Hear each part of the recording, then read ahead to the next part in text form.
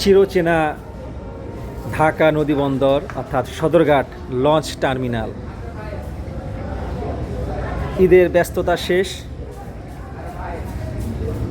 নগরে ব্যস্ত মানুষগুলো ছুটে গিয়েছে যার যার গন্তব্যে। সদরঘাট যে লঞ্চ টার্মিনাল রয়েছে একেবারেই জনশূন্য বলা যায়। লঞ্চ টার্মিনালে দেখতে পাচ্ছি একটি লঞ্চ নোঙর করা রয়েছে, কিন্তু পুরো টার্মিনাল একেবারেই ফাঁকা, কোনো নৌযান নেই।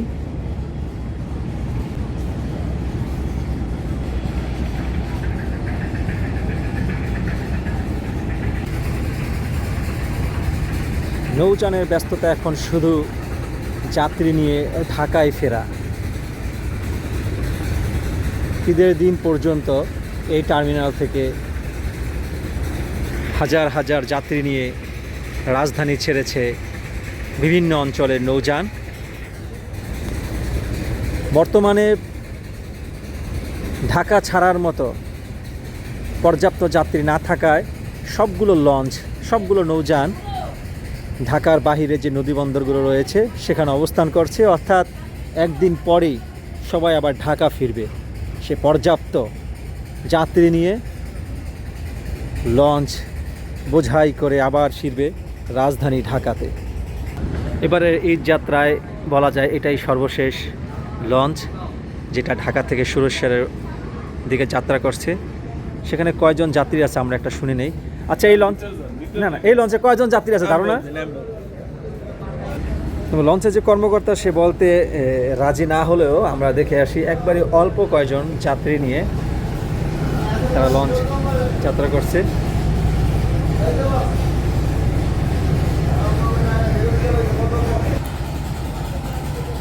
তবে যেটা জানা যাচ্ছে যে এই লঞ্চটি মাত্র 24 জন যাত্রী নিয়ে ঢাকা ছেড়ে যাবে।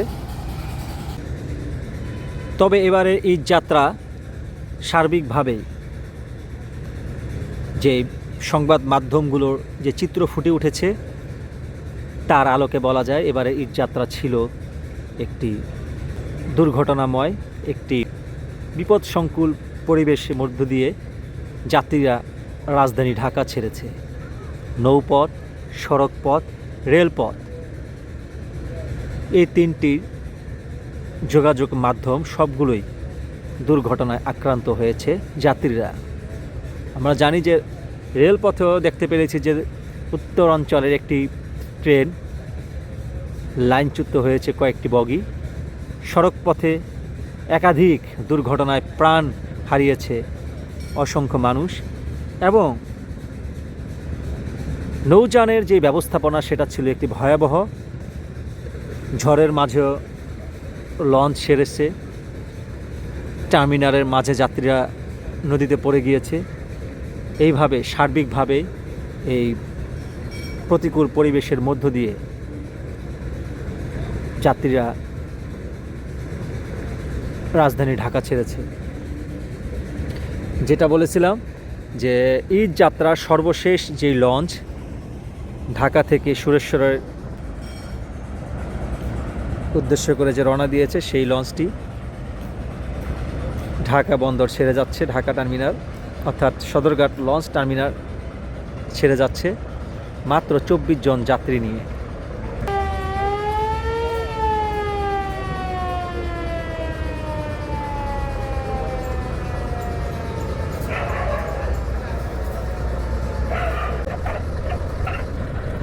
মাত্র 24 জন যাত্রী নিয়ে এমভি মানিক 4 ঢাকা ছাড়ল সুরেশ্বরের উদ্দেশ্যে। অর্থাৎ ঈদের তৃতীয় দিন এটাই ছিল সর্বশেষ